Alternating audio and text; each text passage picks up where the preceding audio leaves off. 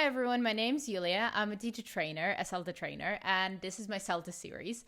And in the video today, we're talking about CELTA assignments, how many of those there are, what they are, how you can pass those, and all the details that you might want to know.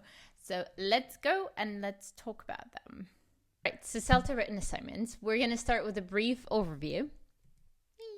So there are 4 assignments overall. They're all quite short, 750 to 1,000 words. And now they might look different depending on the center, because each center, we need to develop our own assignments. But the assessment criteria are the same. And essentially it's the same 4 assignments, but like the specific questions would be different. The way it looks would be different depending on the center, but essentially the assignment is the same. And we're trying to make you do the same thing for all the centers. There are 3 possible grades that you can get for each of the assignments. So you can pass on first submission, which happens if you're lucky, but it's okay if it doesn't happen.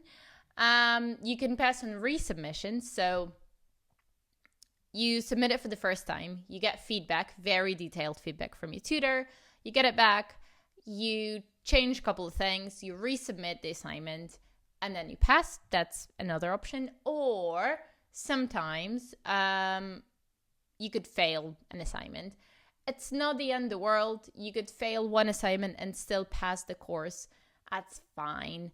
And what we usually tell our trainees is that treat your first submission as like submitting a draft, and then your tutor looks at it, they tell you if something needs to be changed, and then they give it back to you, and then you submit the final thing. All right. And some of the assignments are double marked, meaning 2 tutors look at them. 1/3 of all assignments in the course have to be double marked. Just a routine thing to do for us, nothing special. And so now let's look at all those assignments and see what they're all about. So assignment 1, focus on the learner. Naturally, you choose a student. Could be somebody you are teaching on the course, could be just somebody you find in the school. And the very first thing you do is you interview them or you observe them in a classroom. Now, your center might give you like a little checklist of all the questions or of all the things that you need to make sure you speak to them about, just so that you have enough information to work with it later. We also suggest recording the interview. It doesn't have to be a video. It could just be like a little voice note that you can save on your phone. You don't need to submit the recording. You don't need to submit the transcript. It's just for you. But speaking from experience, people tend to forget things, and it's nice if you can listen to it again later when you're actually working on the assignment, or like double check something to make sure you got it right. So it's just a good technique, a nice thing to do. So you interview, observe them. Based on that, you need to show us that you know the student, that you know where they come from, that you know what level they are, what languages they speak, how long they've been studying English for, their learning styles, their goals and hopes with English. So the more relevant information you give us, the better. But you just you need to show us that you know the person, that you know the student. If you've ever done a needs analysis, this is it. This assignment is a needs analysis, basically. So, so you show us that you know them. Then the next thing you do is you identify their needs. So what is it that they struggle with? So, for example, are there any specific grammar points that they need to work on? Is there any vocabulary that they need to know, but they don't know at the moment? Any of the skills they found problematic? Sometimes you can directly ask them, especially if it's a higher level student. They usually tend to be very self-aware, but it doesn't always help. And the things they tell you, those might be relevant, but maybe not at the moment. So you interview an elementary student and you ask them about their needs. And you're like, so what do you want to do? What do you need to work on? And they tell you that they need a 7.5 in IELTS. And you're like, yeah, great. We're just not going to work on it at the moment. So, yeah. So if that's the case, again, that's why it's nice to have the recording, because you can go back and you can listen to it, and you can listen to the accuracy of what they say. And then based on that, you could identify their needs and mistakes and potential areas for development. Important thing to remember here is you need to be specific. So, for example, if you notice like a grammar issue, saying that they struggle with tenses is not a good thing, because don't we all struggle with tenses? So you need to narrow it down, and you should be specific. So you could say they struggle with narrative tenses, or they don't distinguish between future forms, or whatever. So you can't say that grammar is a problem. You need to be specific. So you identify what it is that they need, right? And then based on what you were able to identify, you need to find an exercise that will help them. But I'm not going to say solve the problem, but that could help them become better. You don't need to reinvent the wheel here. If you're allowed to get something from a course book, something off the internet, anywhere, as long as it's an appropriate task, and as long as you provide rationale and justify that this activity will help this student with this need. Again, you need to be specific. So if you identify listening as a need, and like listening for gist as a need, again, because you need to be specific, your activity, your task can't be, I'll make them listen more. Because that's not how we improve, and we all know that. So just being specific and thinking about how can I help them develop this skill. So you need to think about helping them become better, and think about what sort of tasks, and maybe like post-task reflection or self-evaluation or whatnot could be useful for that student. Yep, and that's it for assignment 1. Now, even though it is assignment 1, it doesn't mean that it will be the first one to get assigned to you, which is confusing. For example, the way we do it at IH Newcastle, this is actually the 3rd assignment that gets assigned to you. So just be ready that it's not necessarily going to be the first one that you'll have to do. This was the first assignment that I did when I was doing my CELTA, but again, depends on the center. Many things depend on centers, so just be ready to be flexible with things. Right, so that's your assignment 1. That's all done. Now, assignment 2 is language-related tasks, which, as the name suggests, is just a bunch of language analysis tasks. Now, that incorporates meaning and use, form, pronunciation, sometimes, not all centers included, but anticipated problems. So if you were to teach that, whatever language you get, what potential issues could your students have with it in terms of meaning, form, pronunciation, and why? So is it because of their L1? Is it because of the level? Is it because of something else? And you also need to use terminology correctly. So using your meta language, right? And all that thing. So essentially what this is, for this assignment, you get a bunch of sentences, or like some sentences in individual words, whatever. And then you need to analyze them in terms of all those things. And that's it.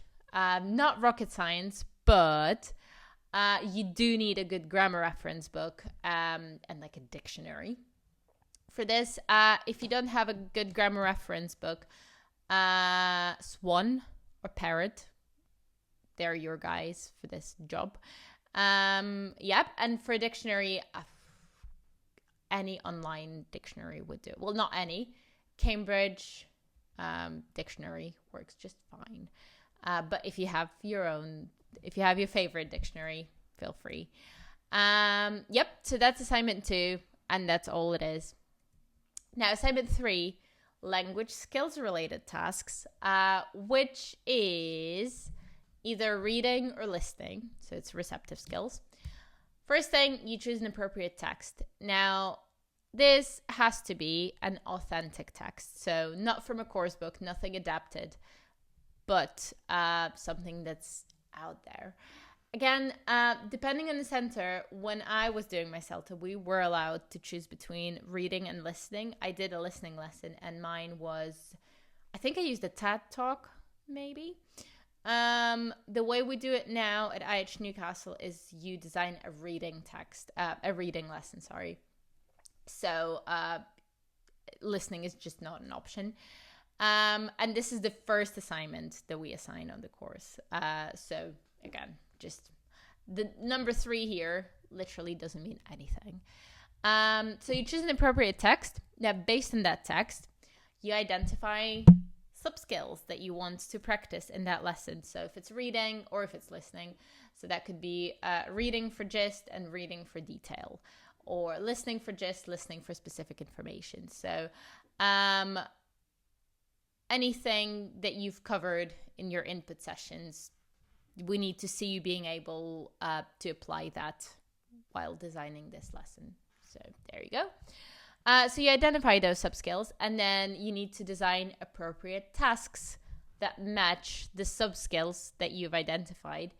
And then you tell us why you think that's a good reading for gist, or why that's a good listening for specific information, and why it's good to focus on those. So that's where you reference some of the big guys. And that's, you need to let us know that you're doing this for a reason, and not just because we told you to do so. There you go. And then after your sub-skills things, you design an appropriate follow-up, which, as we know, could be a reading. Okay. And then after that, you design an appropriate follow-up, which, as we know, could be a speaking or writing task. And then once again, you need to justify why you think that's a good task for your students. And because this is a follow-up, you can also reference your students' preferences, your students' needs, backgrounds, everything. So it's not all just pure methodology. It's also like responding to your students' needs and being aware of their backgrounds and preferences and all that. So there you go. That's your assignment 3. And assignment 4, the last one, lessons from the classroom. And this is the one that makes you reflect on everything you've achieved so far in the course, any further action points that you might get, and then just your professional life and your career post-CELTA. So what you need to do is you need to show us that you're able to identify your own strengths and weaknesses. Oh, there should be an S. Strengths and weaknesses, and provide evidence. So this could be based on my tutor's feedback, or it was pointed out to me by my peers, or this is something I mentioned in my self-evaluation and then it was later confirmed by a tutor. So it needs to be from somewhere, not just you saying random things. But yeah, you need to back it up with some evidence. And then based on that, you think about, okay, what else do I need? What do I need to keep working on after the course? And then again, tell us why you think that's it. And sometimes, so for example, the way we do this assignment, you need to tell us how you're going to be addressing those issues. So, I need to still work on I still need to work on grading my language. So I will continue scripting my instructions, for example, and that will do. And the last question is developing post-CELTA. So again, the way we do it, we ask you to think about your short-term, midterm, and long-term plans as a teacher. And those could be literally anything that you plan to do to develop as a teacher. And the main goal here is to keep it realistic, right? And you can mention all the small things like, I'm going to read this book by Thornbury, or I'm going to attend this conference, or I'm going to do this course, or I'm going to observe classes, or I'll do this internship. So keeping it realistic, because that's literally how you can explore the world of ELT and EFL and ESL. And yeah, so just keeping it realistic, thinking what is it that you actually can do and what's available to you. For me, when I was doing my CELTA, this assignment was when I really had to sit down and think about what's next, right? Especially if you'd never taught before and then you decided to do your CELTA, this assignment could help you identify which ways you can go and where you could end up after CELTA. So it's a nice one. Makes you reflect, makes you plan, makes you think about what it is that you want to do, which could be hard to tell straight after CELTA, but nice to start thinking about it. And yeah, that's it. That's basically all the assignments you'll be doing on CELTA. Again, could come in different order, could look different, but essentially they are the same. So those are the 4. Thank you guys for watching this video. I hope I was able to tell you something new. I hope that you learned something from this overview. Again, it's hard to be specific because so many things depend on how a specific center does things, but the gist of it should be the same. Let me know if you've got any questions or any comments. Add me on LinkedIn, follow me on Instagram, and I'll see you guys around. Bye.